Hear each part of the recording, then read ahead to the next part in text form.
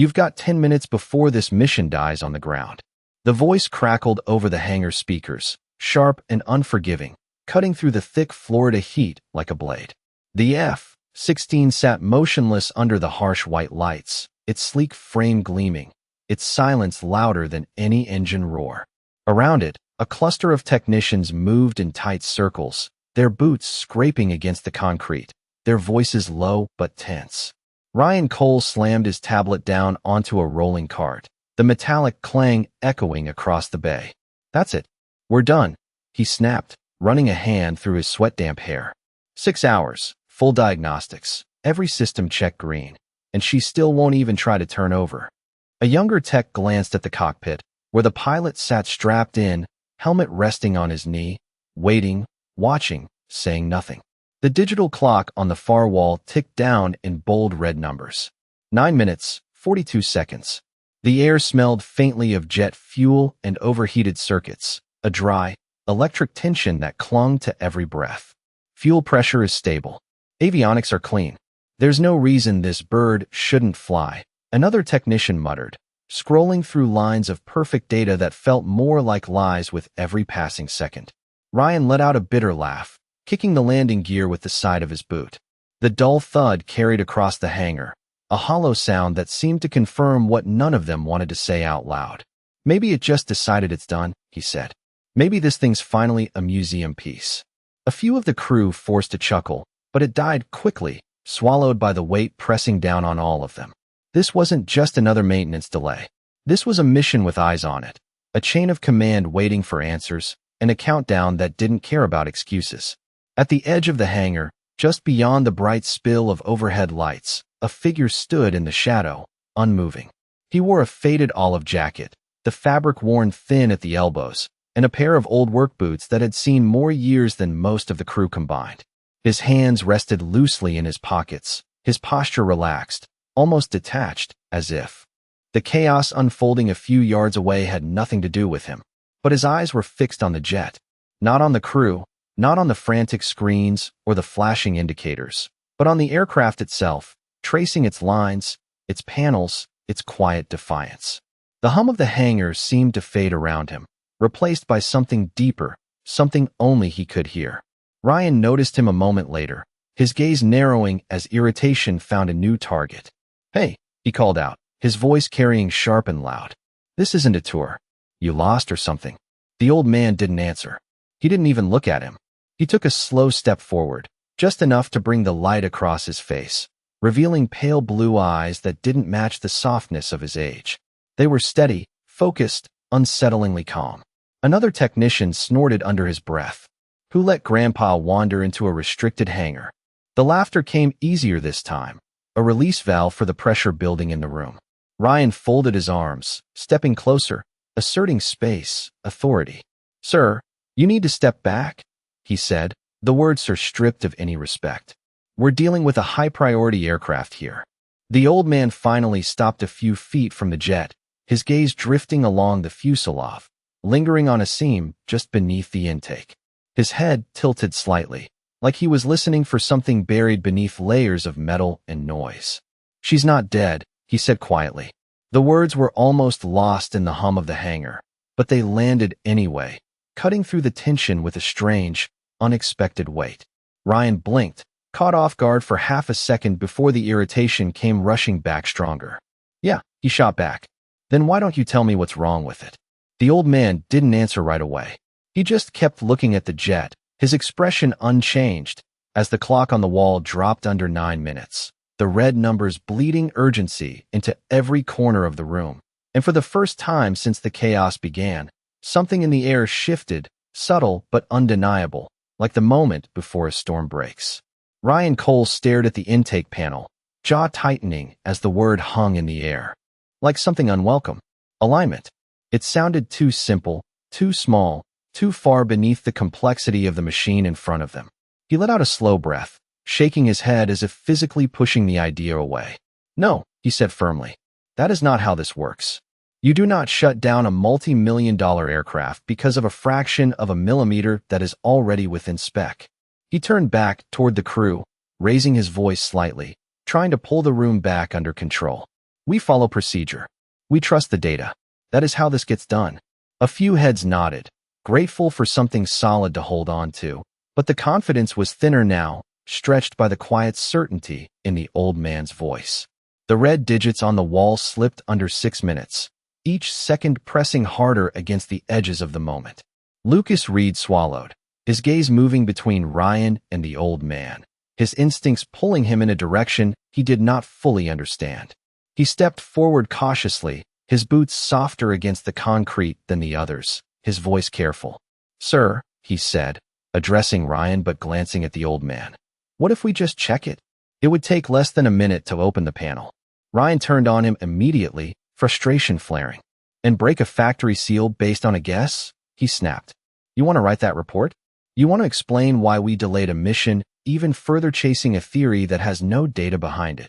Lucas hesitated, the weight of rank and protocol pressing down on him, but the feeling in his gut did not fade. He had seen enough systems fail in small, quiet ways to know that perfection on a screen did not always mean truth in the real world. The old man shifted slightly, the faint creak of his jacket audible in the tense silence. He lowered his hand and looked at the panel again, his eyes narrowing just enough to suggest something deeper moving beneath the surface. For a brief moment, the bright lights of the hangar seemed to dim around him, not physically, but in the way memory can pull a person somewhere else entirely. The polished concrete floor faded into something rougher, something uneven, the hum of fluorescent lights replaced by the distant whine of an engine struggling against something it could not overcome. He was younger then, standing beneath a different aircraft, the air thick with heat and urgency, a pilot waiting, trusting, while the clock in that moment had been measured not in minutes, but in something far less forgiving. There had been no diagnostic screens, no clean lines of data, just instinct, experience, and the quiet understanding that machines spoke in ways numbers could not always translate. The memory flickered and was gone, leaving only the echo of it in his eyes. He looked back at Ryan, calm, unshaken. "You are listening to what it tells you," he said. "I am listening to what it is not saying." Ryan let out a short, disbelieving laugh, but it lacked the edge it had before. There was something in the way the old man spoke that did not fit the image he had already decided on.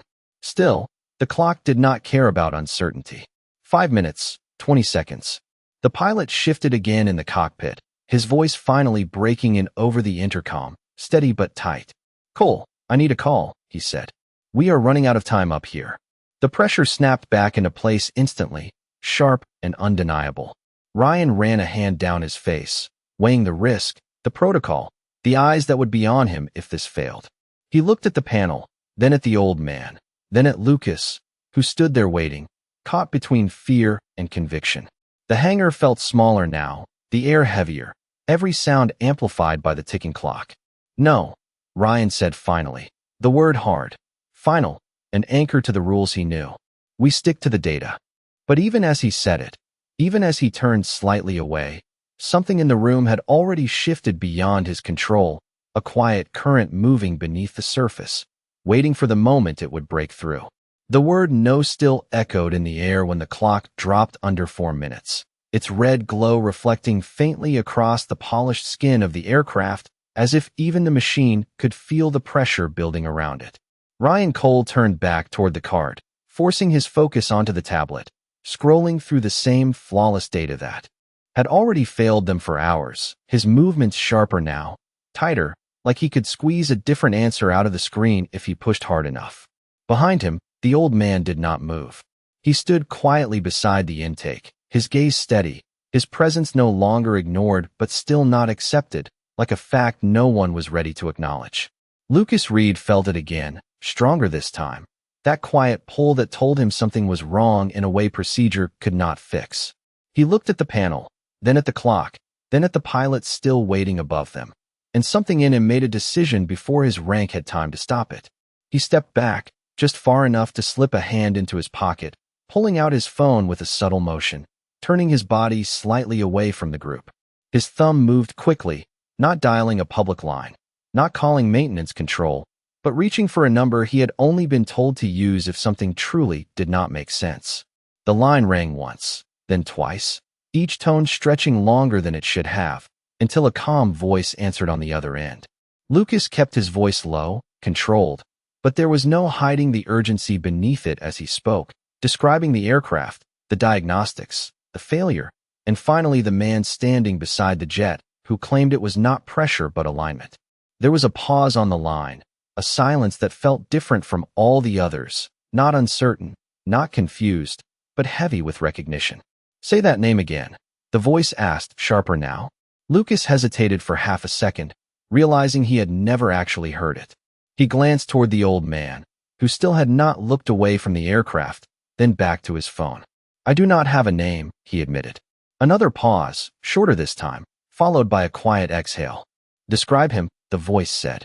Lucas did, quickly, the worn jacket, the calm posture, the way he looked at the jet like it was speaking to him. On the other end, something shifted. "Stay where you are," the voice said, no longer calm but controlled in a different way. "Do not let anyone remove him from that aircraft." The line went dead.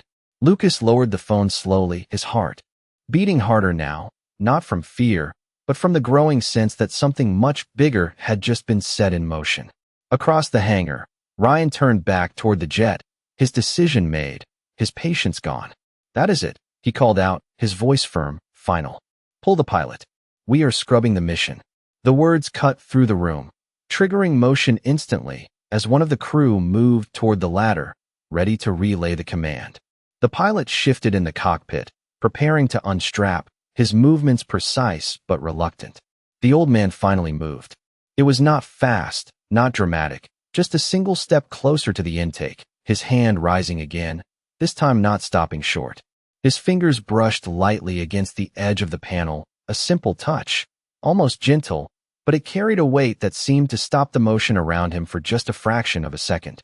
"If you shut her down now," he said quietly, "you will never know how close you were." Ryan turned sharply, frustration igniting again, ready to push back, to reassert control, but before he could speak, a distant sound rolled through the hangar, low at first, then growing, the unmistakable approach of something larger than the moment they thought they were in, and for the first time, the countdown on the wall was no longer the only thing everyone was listening to. The low rumble grew louder, rolling across the airfield and bleeding into the hangar like distant thunder, steady and unmistakable, forcing every head in the room to turn instinctively toward the open bay doors. The sound did not belong to urgency or chaos, but to authority, controlled and deliberate, the kind that did not rush because it never needed to. Ryan Cole froze for half a second, his frustration interrupted by something he could not immediately place, his eyes narrowing as the vibration settled into his chest. Outside, a dark vehicle cut across the tarmac, moving faster than protocol usually allowed, its presence alone enough to signal that something had shifted far beyond a routine maintenance failure. The crew exchanged glances, confusion replacing irritation, while the pilot in the cockpit paused mid-motion, his hands hovering near his restraints as he looked down at the unfolding scene below. The clock continued its relentless march, now under 3 minutes, but for the first time, it no longer felt like the only force controlling the moment. Lucas Reed felt it most clearly, the confirmation of the call he had made settling into reality as the vehicle came to a sharp stop just outside the hangar. The engine cut, the sudden silence amplifying the tension inside, and for a brief second, no one moved. Then the door opened. A figure stepped out, posture straight, movements precise, carrying with him a presence that did not need introduction. Conversations died instantly. Even the small, restless sounds of tools and shifting boots faded into nothing as the weight of rank entered the space. Ryan's jaw tightened, recognition flashing across his face as he instinctively straightened, the edge in his posture returning, but different now, sharpened by awareness rather than frustration. "General Whitaker," someone whispered under their breath, the name moving through the crew like a quiet shockwave. The general did not rush. He walked with measured steps, each one deliberate, his gaze already fixed on the aircraft before he even crossed fully into the light of the hangar. 2 officers followed behind him, but they stayed a pace back, as if the space ahead belonged to him alone. He stopped just inside, taking in the scene with a single sweep of his eyes, the silent jet, the scattered crew, the countdown clock bleeding red above them, and finally, the old man standing by the intake panel. For a fraction of a second, something shifted in his expression, subtle but unmistakable, like recognition breaking through years of distance. Ryan stepped forward quickly, voice controlled but tight. "Sir, we are in the process of scrubbing the mission," he began, the words coming out with practiced precision. "The aircraft is non-responsive despite full system clearance, and the general raised a hand slightly, not abruptly, not harshly, but enough to stop the explanation mid-sentence. The gesture alone carried more authority than any raised voice. His eyes did not leave the old man. The hangar held its breath. The general took one more step forward, closing the distance, his voice low when he finally spoke. "Step away from him," he said, not as a suggestion, but as a simple correction to something that should have never been wrong. Ryan hesitated, just for a moment, the command cutting across everything he thought he understood about the situation. Around him, the crew went still, caught between protocol and something they could not yet name. Lucas felt it again, that quiet certainty now rising into something undeniable as all attention shifted toward the man in the worn jacket, who had not moved, had not reacted, as if this moment had already been decided long before any of them realized they were part of it. The general's gaze remained fixed, steady, unwavering, and in that silence, the balance of the entire room tilted, the authority that had once belonged to procedure and data now shifting towards something far older, far quieter, and far more certain than any system they had trusted before. No one moved. The general stood there, his presence settling over the hangar like a weight that pressed everything into stillness, his eyes locked on the old man with a focus that did not belong to rank alone, but to memory. The red clock on the wall slipped under 2 minutes, its urgency now muted beneath the silence that had taken over the room. Ryan Cole swallowed, the certainty he had been holding on to slipping just enough to let something unfamiliar in. "Sir," he tried again, quieter this time, more careful, "we are out of time. The aircraft is not responding." The general did not look at him. He took another step forward, closing the last few feet between himself and the old man, his posture straight, his voice steady when he finally spoke again. "Eli Carter," he said, the name landing softly but carrying through the entire hangar like a signal that changed everything. A ripple moved through the crew, confusion shifting into something sharper, more focused.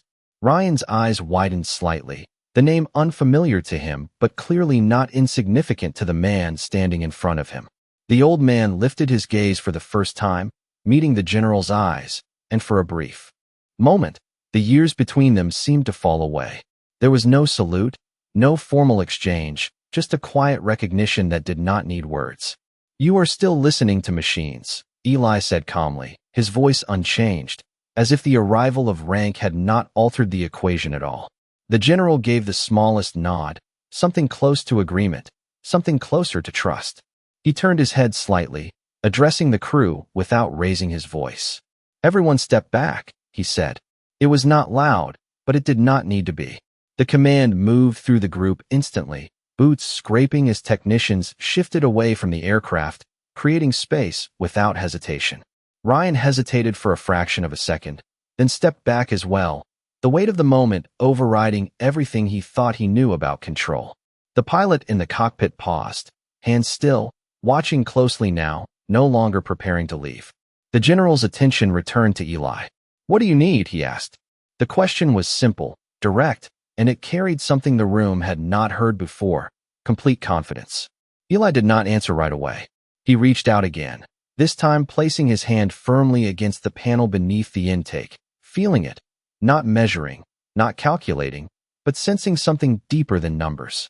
His fingers traced along the seam slowly, stopping at a point so small it would have been invisible to anyone else. He tapped it once, lightly. "This was sealed under tension," he said. "Not enough to trigger your systems. Enough to stop the sequence." Ryan frowned despite himself, stepping forward just enough to see, his training pulling him back into the problem even as his certainty had already been shaken. "That is within tolerance," he said, but there was less conviction behind it now. Eli shook his head slightly. "Tolerance is not truth," he replied. The hangar held its breath again as Eli reached for the edge of the panel. You open this, you break your seal, Ryan said automatically, the words coming from habit more than belief. Eli glanced at him briefly, not dismissive, not confrontational, just certain. You leave it closed, you break the mission. The words settled into the space between them, undeniable. The general did not hesitate. Open it, he said. The order was immediate, absolute. Ryan froze for a split second, then nodded, the decision no longer his to make. A tool was handed over, the small metallic click echoing louder than it should have as Eli began to loosen the fasteners, each turn deliberate, unhurried, as if the clock no longer existed for him at all. Snapping from the intake panel to the cockpit, watching as the sequence continued exactly as it should have from the beginning. The engine did not stutter. It did not hesitate. It came alive. The low hum deepened into a full, powerful resonance that filled the hangar, vibrating through the concrete beneath their feet, unmistakable in its clarity. A technician near the cart whispered, almost to himself, "That is not possible." But the words had no weight anymore, not against what they were hearing. Listening, confirming, before his attention drifted away. The clock on the wall continued its countdown, but it no longer mattered. The mission was no longer in danger. The problem had never been the machine. And now, everyone in the room knew it. The engine's steady roar settled into a smooth, controlled rhythm, filling the hangar with a sound that felt almost unreal after hours of silence. And yet no one moved to celebrate it. No one spoke, because the weight of what had just happened had not fully landed yet. Ryan Cole stood there, arms no longer crossed, tablet forgotten at his side, his eyes fixed on the aircraft, as if trying to find a way to reverse what he had just witnessed, to fit it back into the world he understood. But there was no place for it there. Lucas Reed shifted his stance slightly, glancing at the general, then back at Eli Carter, watching as the old man simply stepped away from the intake, his job already finished in his mind, his posture as relaxed as when he first arrived. The general remained still for a moment longer, his gaze following the aircraft, confirming the stability not through instruments, but through something deeper, something learned over years that most of the people in that hangar had never experienced. Then he turned. His eyes moved across the crew slowly, not with anger, not with disappointment, but with a quiet expectation that seemed heavier than either. "You trust the systems," he said, his voice calm, measured, carrying without force. "That is correct. You should." The crew listened, every word landing with precision, no one daring to interrupt. "But systems are built by people," he continued. "And people miss things. Small things. Things that do not show up on a screen." Ryan lowered his gaze slightly, the words cutting closer than any reprimand, not because they were harsh, but because they were true. The general let the silence sit for a second, then shifted his attention back to Eli. There was a pause, brief but meaningful, before he spoke again, quieter this time. "You did not change," he said. It was not a question. Eli gave a small shake of his head, almost unnoticeable. "The machines did," he replied. There was no pride in his voice, no attempt to impress, just a simple statement that carried decades behind it. The general nodded once, understanding fully. Around them, the crew remained still, the distance between what they knew and what they had just seen still too wide to cross in a single moment.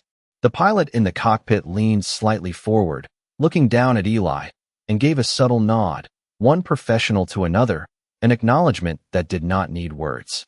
Eli returned it just as simply, then turned his attention away, already stepping back toward the edge of the hangar where he had first stood, as if returning to the shadow was the most natural thing in the world. Ryan watched him go, the questions building in his mind faster than he could process them, his certainty gone, replaced by something unfamiliar, something quieter. He took a step forward, almost calling out, but stopped himself, unsure of what he would even say. The general noticed the movement but said nothing, allowing the silence to do its work. The engine continued to run behind them, steady, flawless, a constant reminder of what had just been proven. Lucas exhaled slowly, the tension finally leaving his shoulders, but the sense of awe remained, rooted deeper than anything he had felt before. The hangar, once filled with urgency and frustration, now held something else entirely, something heavier, something closer to respect. And as Eli Carter reached the edge of the light, blending once again into the quiet space he seemed to belong to. It became clear to everyone watching that the most important part of what had just happened was not the machine coming back to life, but the realization that it had never truly been broken in the first place. The engine's steady resonance filled the hangar as the final seconds on the clock slipped away, but no one was watching the time anymore. The urgency that had once dominated the room had been replaced by something quieter, something heavier, a realization settling into place that no system could measure. The pilot's voice came over the intercom one last time, calm now, controlled. All systems green. Ready for clearance. It was the same data they had trusted before, but now it carried a different weight, no longer the only truth in the room. General Whitaker gave a slight nod, not looking at the screens, not needing to. Cleared, he said. The word was simple, but it carried the authority of everything that had just happened. The pilot secured his helmet, movements precise, then gave one final glance down toward the hangar floor, toward the man who had made the difference without ever asking for recognition. The canopy sealed, and moments later the aircraft began to move, rolling forward slowly, then with growing confidence, the sound of the engine deepening as it carried purpose instead of doubt. The crew stepped back instinctively, creating space, their eyes following the jet as it crossed the threshold of the hangar and into the open air, sunlight catching along its frame as it disappeared from view. The sound lingered for a few seconds longer, then faded into the distance, leaving behind a silence that felt completely different from the one that had come before. No tension, no confusion, just the quiet aftermath of understanding. Ryan Cole stood still, staring at the empty space where the aircraft had been, his mind replaying the moment over and over, searching for something he could hold on to, something he could explain. But there was nothing to explain, only something to learn. He turned slowly, his gaze moving toward the edge of the hangar, toward the place where Eli Carter had been standing. But the space was empty now. The shadow where the old man had stood had already reclaimed itself, as if he had never been there at all. Lucas Reed noticed it at the same time, his eyes scanning briefly, then settling, a quiet respect forming in the absence. The general remained where he was, watching the empty space for a moment longer before turning back to the crew. His expression was unchanged, but his voice, when he spoke, carried something deeper than instruction. "You saw what happened," he said. No one answered. They did not need to. "Remember it," he continued. "Not the fix. The lesson." His gaze moved across them, steady, deliberate. "Machines will tell you what they can. Experience tells you what they cannot." The words settled into the room, not as a reprimand, but as something far more permanent. Ryan lowered his head slightly, the weight of it understood now in a way it had not been before. Lucas stood straighter, the moment imprinting itself into something he would carry forward long after the details faded. The general gave a final glance toward the hangar entrance, then turned, walking out with the same measured pace he had entered with, his presence leaving the space but not the impact. The crew remained where they were for a few seconds longer, the silence holding them there, before slowly, almost reluctantly, they began to move again. Tools were picked up, screens were checked, procedures resumed. But something had changed beneath it all, something that would not show up in any report or system log. And somewhere beyond the hangar, carried on the fading echo of a jet engine cutting through the sky, the truth of it remained simple and quiet. Respect is not given to what is loud or new. It is given to what has endured, what has learned, and what no system can replace.